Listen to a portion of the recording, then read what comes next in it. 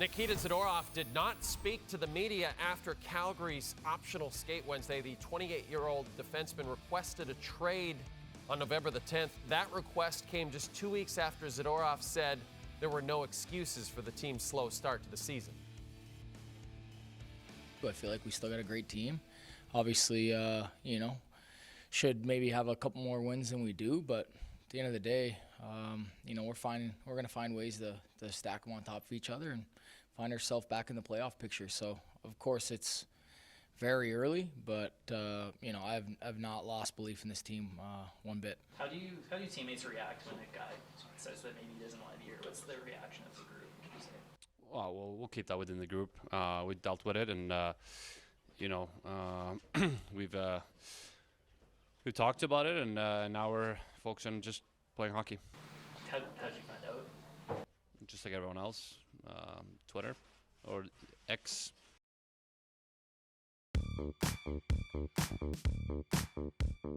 I appreciate the fact that Michael Backlund corrected himself there on the Twitter X thing. That was very impressive. That's a captain.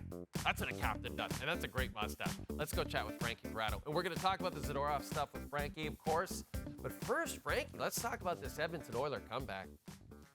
I watched the whole game, and I got to be honest, I don't think Edmonton should feel super great about their play just yet, because for 2 periods of that game, they really didn't have a lot going. What changed in the third? The thing that changed is the fact that late in the game, when they're down a goal, they get a save. And we've talked about it so many times, Jay, on this show, on numerous other shows here, where the Oilers don't get a save at the right time, and it hurts them. It doesn't allow them to win the game. Stuart Skinner makes a big save on Eli Tolvanen, and now you're watching this game and you're thinking, okay, goaltender pulled, all this star power on the ice, they have a chance here, and they're probably going to end up doing it. And sure enough, they do it. Evander Kane, who had a great game tonight, natural hat trick, he just has the ability to be such an X factor for this team because of the way he plays, because he's able to put himself in positions in order to score goals, and obviously has that finishing ability. But watching this game from the beginning to end, you're thinking, okay, it looks like a team that's thinking a lot on the ice, a team that's a little bit tentative, and you watch them play and you're like, they don't want to turn the puck over, but sure enough, they did early on in the game, and it cost them. And then losing a lot of battles early in the game, and that cost them. But you get a save at the right time. It allows your players to put themselves in a spot where they can win a game. And they've probably lost some games this season that they deserve to win. They've had some bounces not go their way. So tonight, they stick with it. Wasn't exactly pretty, but it's a work in progress for a team that needs to play extremely well here down the stretch to put them back in the playoff picture. And going on a road trip, like you've been in NHL dressing rooms, I feel like this is good.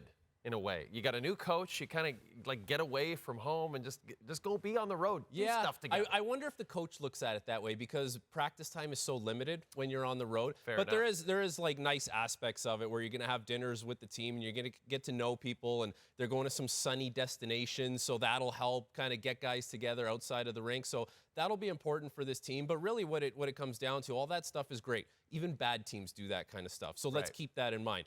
What needs to improve with this team is the leaders need to lead by example and play the game the so-called right way. And we know what that is, like not cheating the game, all that kind of stuff. And there needs to be a little urgency with this team. And tonight is a great example of what this team can look like when the urgency picks up for them, because it wasn't a great start for them. No. Didn't look great through 2 periods, but the urgency picked up. They get a save at the right time, and they find a way to win that game. So that's 3 straight for Edmonton. Bo Horvat comes back to Vancouver. Listen, we showed you what he said at that game with the Islanders. It's kind of I feel like that's not totally fair. You're kind of playing to the crowd at that point. I thought the reaction was actually pretty good from the Vancouver crowd. Yeah, listen, I think it was super appropriate because he gets the video tribute. Everyone's on their feet. Everyone's cheering for him. But the second he touches the puck during the game, you boo him. I think it's very appropriate. And like I got to play with Bo. I was on the team when he first came into the league as a 19-year-old, and I remember the day that he kind of was presented with the opportunity that he was going to stay past the 10-game mark. And Bo Horvat wanted to be a Vancouver Canuck and nothing else for the rest of his career. And he fully immersed himself in that community, what it meant to be a Canuck. He was molded by some of the best players in that franchise's history. I think of guys like Henrik and Daniel Sedin really leading the charge for that. And he was the captain there through some tumultuous times, surrounded by a lot of incompetence as far as where the team was going to go and what direction they were going to go. And he had to answer a lot of those questions night after night after night. And there was a lot of good people along with Bo Horvat that were made out to not look good in that whole era. So Bo didn't exactly have it easy during his time with the Vancouver Canucks. And his comments after the game in Long Island last year are not directed at the fans, because he was always there for the fans. He was always immersed in the community. They were directed at the incompetence that was surrounding that team, and unfortunately for him, he was the poster boy for it. And yet, certainly not incompetent this year. They're the second best team in the conference, but my question for you is it sustainable? It seems like it is, and it's obvious that they have a number one center, they got the number one D, they got the number one goalie. That's all great. But where I look at where this team can be successful sustainably is they're actually harder to play against. Yeah. They're a much harder team to play against this year. I've gotten to watch them a couple times in person now. One game against Dallas, one game against Toronto, and you just see like they don't give you a lot. It seems like they're a little more structured defensively. Obviously, they can improve in that regard, and Thatcher Demko still faces some high-quality scoring chances, so they would like to get better in that area. But when I say they're hard to play against, they create a lot of chances off the forecheck. They create a lot of chances in rebound situations. That's hard to play against. That's hard to defend. And now with Rick Tocchet and the vision he kind of has for this team, it seems like when players are under pressure, under duress, there's a little more of a plan as far as what's my exit here, how can I get out of this situation, how can I problem solve. So he's got everyone on the same page a little bit better. That's going to go a long way. Then you factor in the fact that there's some high-end skill and some big-time players on that team. Like right now, Elias Pettersson and Quinn Hughes are in the top 3 to 5 in scoring on any given day. Like that's legit. Like they're a good team this year. And you brought up Pettersson. You got to like the chances of an extension. Now, he basically seemed like he was waiting to see if this team could possibly be competitive, and they are. Yeah, well, why would he want to go through what Bo Horvat went through for years, where he was the captain and he was the poster boy and he had to answer to everything? Like, if you're thinking about signing a long-term extension, do you want to go through that? I would say if you have the option, you probably wouldn't.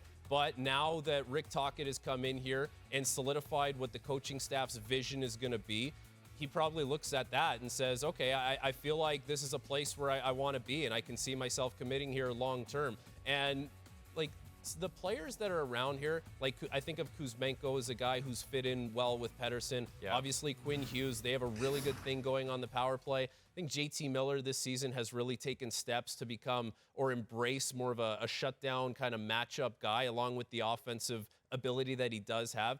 There's some pieces here that have been put in place that are going to help this team.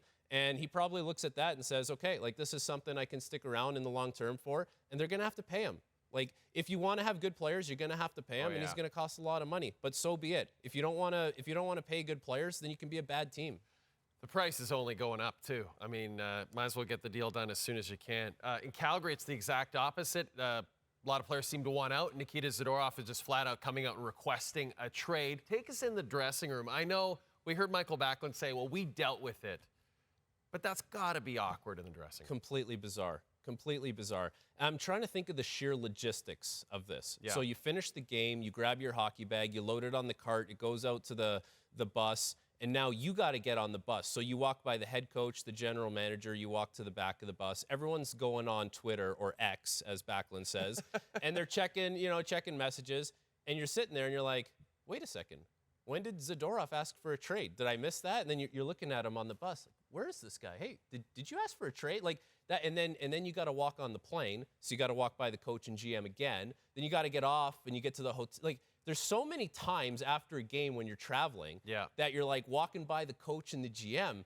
When does that transaction go down? And then when do the guys on the bus or the plane start to realize what's gone down? It was truly, truly bizarre to think about how that would have happened. I think guys, would look at it and say, okay, man, you are an unrestricted free agent. You're probably going to get traded anyways. Did you need to do this formal request after a game that you played? I believe he played 15 and a half minutes that night. And if there's a notion in his head that he's the best defenseman on that team, he's a good defenseman. Yeah. He's not the best defenseman on that team. Rasmus Andersson, Noah Hannafin, Mackenzie Weegar, Chris Tanev, that's your top four. And he would be the 5th best defenseman on that team any day of the week. So I don't know if there's a little bit of like, not an identity crisis, but if he thinks highly of himself or more highly than he should, but he's a good defenseman who's probably going to help a team when he does get moved. I can think of a number of teams, including the Toronto Maple Leafs. You know, we had to throw the Leafs into our chat here. Of course. That could use this kind of player. Yep. But it was truly bizarre to see that play out in real time after the game. Tough to be Craig Conroy right now, for sure. Great to be Frankie Corrado, that's for sure. You were awesome on the show.